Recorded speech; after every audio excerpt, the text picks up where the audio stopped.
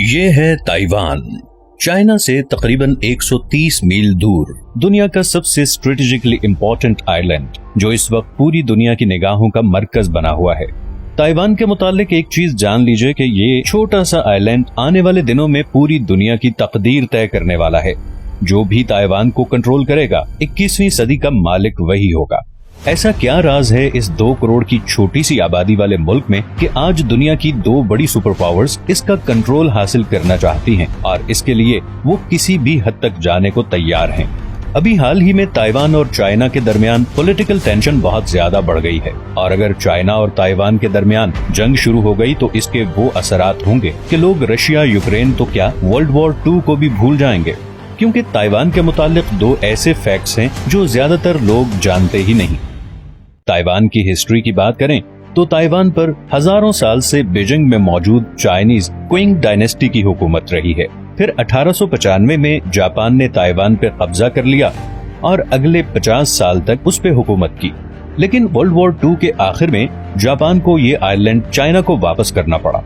इस दौरान चाइना में माओ जेतुंग के कम्युनिस्ट और चिंग काई शेक के नेशनलिस्ट के दरमियान एक जबरदस्त सिविल वॉर शुरू हो गई। कम्युनिस्ट ये जंग जीत गए और 1949 में पीपल्स रिपब्लिक ऑफ चाइना वजूद में आ गया। दूसरी तरफ नेशनलिस्ट चाइना से भागकर ताइवान आ गए और तब से लेकर आज तक ताइवान उन नेशनलिस्ट्स के कंट्रोल में ही है। और 1945 में शुरू होने वाली ये सिविल वॉर अब इंटरनेशनल जियोपॉलिटिक्स का एक इंतहाई इम्पोर्टेंट हिस्सा बन चुकी है। एक तरफ ताइवान है जो अब एक डेवलप्ड वेस्टर्न ओरिएंटेड कंट्री बन चुका है, जो कि किसी भी हाल में चाइना की कम्युनिस्ट पार्टी के कंट्रोल में नहीं जाना चाहता, और दूसरी तरफ चाइना है जो अभी भी ताइवान को अपना हिस्सा मानता है। और अगर मैं प्रेसिडेंट शी जिनपिंग की रिसेंट स्पीच को कोट करूं तो ताइवान को दोबारा बीजिंग के कंट्रोल में लाना चाइना का एक हिस्टोरिक मिशन है और इस मिशन को पूरा करने के लिए चाइना किसी भी हद तक जा सकता है। लेकिन क्या वाकई चाइना ताइवान पे अटैक करेगा? और क्या अमेरिका, जो कि ताइवान का अनऑफिशियल प्रोटेक्टर है, ये सब होने देगा? 77 साल गुजरने के बावजूद ताइवान यूनाइटेड नेशन का मेंबर नहीं बन सका और आज की डेट में सिर्फ 15 छोटे कंट्रीज ताइवान को ऑफिशियली रिकॉग्नाइज करते हैं। और इसकी वजह यह है कि चाइना ताइवान को सिर्फ एक बागी प्रोविंस समझता है और किसी भी ऐसे मुल्क के साथ डिप्लोमेटिक रिलेशंस नहीं रखता जो ताइवान को ऑफिशियली रिकॉग्नाइज करता हो। अब चाइना 1.5 अरब की आबादी के साथ दुनिया की दूसरी बड़ी इकोनॉमी है और इसीलिए सारी दुनिया, इवन के अमेरिका भी इस इशू में पब्लिकली चाइना को सपोर्ट करता है और ताइवान को इंडिपेंडेंट स्टेट रिकॉग्नाइज नहीं करता। लेकिन दूसरी ही तरफ अमेरिका ताइवान का सबसे बड़ा अनऑफिशियल सपोर्टर भी है, बल्कि अमेरिका अब तक अरबों डॉलर के हथियार ताइवान को बेच चुका है, जिसमें हेलीकॉप्टर्स, जेट्स, मिसाइल्स और सबमरीन्स शामिल हैं। अमेरिका के बहरी जहाज भी हर महीने में एक दफा ताइवान स्ट्रेट में जरूर पेट्रोल करते हैं। अमेरिकन प्रेसिडेंट जो बाइडेन ने अभी पिछले अक्टूबर में ही ये पब्लिकली कहा कि अगर चाइना ने ताइवान पे हमला किया तो अमेरिका उसे हर हाल में डिफेंड करेगा। लेकिन अमेरिका ताइवान के लिए चाइना जैसी स्ट्रॉन्ग मिलिट्री से टक्कर क्यों लेगा? इसकी सबसे पहली वजह है चाइना की जोग्राफियाई हकीकत। चाइना के पास 14,000 किलोमीटर लंबी दुनिया की 10वीं बड़ी कोस्ट लाइन है जो पैसिफिक ओशन को टच करती है। चाइना की आधी से ज्यादा आबादी इन्हीं साहिली इलाकों में रहती है। दुनिया के बड़े पोर्ट सिटीज जैसे कि हांगकांग, शेंजन और शंघाई वगैरह इसी कोस्ट लाइन पे हैं और ये शहर चाइना की इकोनॉमी को बाकी दुनिया की सप्लाई चेन से कनेक्ट करते हैं और यहीं से सारी दुनिया को चाइना अपनी चीजें एक्सपोर्ट करता है। लेकिन इन सारे रास्तों में छोटे छोटे आइलैंड हैं जैसे जापानीज आर्किपेलागो, रियूको आइलैंड और फिलीपींस वगैरह, जिनकी वजह से ऐसे चोक पॉइंट्स बने हुए हैं। चाइना की बदकिस्मती ये है कि ये सारे आइलैंड्स अमेरिका के इन्फ्लुएंस में हैं, यानी ये उसके दोस्त हैं। तो चाइना के सारे समुद्री जहाज असल में उन चोक पॉइंट्स से गुजर कर जाते हैं जो उसके सबसे बड़े दुश्मन अमेरिका के कंट्रोल में हैं। और ये सब अमेरिका ने बहुत इंटेंशनली 1950 में डिजाइन किया था, जब कम्युनिस्ट पार्टी ने चाइना पे कब्जा किया था।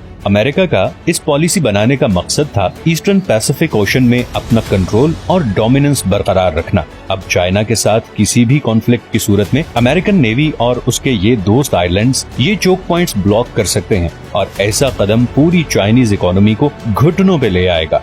इसीलिए ताइवान अमेरिका और चाइना दोनों के लिए बहुत ही इम्पोर्टेंट पॉइंट है। और अगर फर्ज करें कि चाइना ने ताइवान पे कब्जा कर लिया तो न सिर्फ अमेरिका की एक बहुत बड़ी आउटपोस्ट हाथ से निकल जाएगी, बल्कि चाइना के लिए बाकी पैसिफिक ओशन के आइलैंड्स पे कब्जा करना भी आसान हो जाएगा। लेकिन ये तो सिर्फ पहली वजह है जो ताइवान को इतना खास बनाती है। दूसरी वजह शायद इससे बहुत ज्यादा इम्पोर्टेंट है। ताइवान दुनिया में सबसे ज्यादा सेमीकंडक्टर चिप्स बनाने वाला मुल्क है। ये वो चिप है जो तमाम सिविलियन और मिलिट्री टेक्नोलॉजी में यूज होती है, जैसे कि स्मार्टफोन्स, कंप्यूटर्स और मिसाइल डिफेंस सिस्टम वगैरह। पूरी दुनिया की तकरीबन 65% सेमीकंडक्टर चिप्स ताइवान में बनती हैं।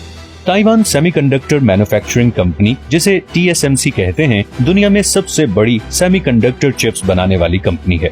अमेरिकन सेमीकंडक्टर कंपनीज जैसे कि इंटेल, AMD और एप्पल वगैरह ने भी अपनी चिप प्रोडक्शन TSMC को आउटसोर्स की हुई है, और गो के इसकी वजह से उन्हें कॉस्ट कम पड़ती है और प्रॉफिट्स ज्यादा आते हैं। मगर दूसरी तरफ वो बहुत हैवीली TSMC पर डिपेंडेंट हैं, और अगर चाइना ने ताइवान पर कब्जा किया तो अमेरिका के सारे एडवांस्ड मिलिट्री वेपन्स और इंडस्ट्रियल टेक्नोलॉजी बुरी तरह कॉम्प्रोमाइज हो जाएगी, जिसका आसान मतलब ये है कि चाइना के कंट्रोल में वो चीज आ जाएगी जिस पे सारी फ्यूचर टेक्नोलॉजी जैसा कि आर्टिफिशियल इंटेलिजेंस और इवन मॉडर्न हथियार डिपेंडेंट हैं। इसका लाजमी नतीजा ये होगा कि मॉडर्न वॉरफेयर में चाइना पूरी दुनिया में टॉप पे आ जाएगा। लेकिन दूसरी तरफ एक और इंटरेस्टिंग बात यह है कि पूरी दुनिया की कुल 60% सेमीकंडक्टर चिप्स की मांग चाइना में है, और इस डिमांड को पूरा करने के लिए चाइना ज्यादातर ताइवान से ही चिप्स इंपोर्ट करता है। बल्कि ताइवान चाइना ट्रेड का 50% सेमीकंडक्टर चिप्स ही हैं। तो चाइना ताइवान जंग की सूरत में अमेरिका और यूरोप ही नहीं बल्कि टेम्परेरी तौर पर चाइना भी बहुत बुरी तरह मुतासिर होगा। और मुख्तसर कहूँ तो अगर जंग की सूरत में ताइवान ने चिप की प्रोडक्शन रोकी तो पूरी दुनिया की इकोनॉमीज हिल के रह जाएंगी। लेकिन इसका ये मतलब नहीं कि चाइना ताइवान पे हमला नहीं करेगा।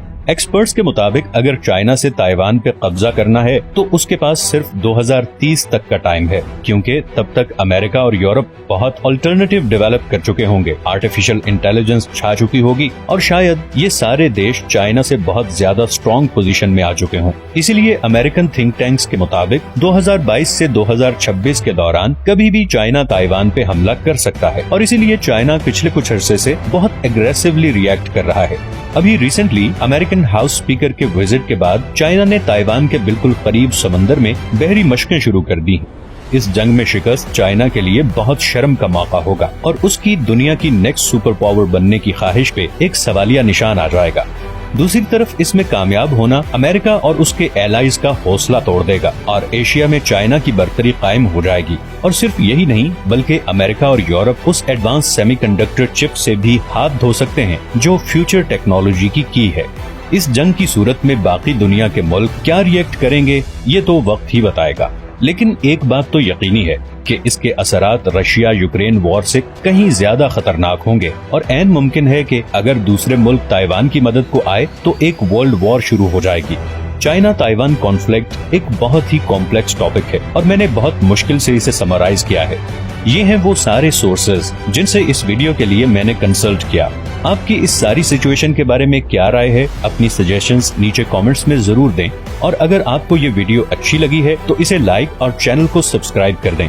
मैंने अभी बहुत से इंटरेस्टिंग टॉपिक्स पे वीडियोस बनानी है, तो आपकी सपोर्ट बहुत जरूरी है। अपना ख्याल रखिएगा, मिलते हैं नेक्स्ट वीडियो में।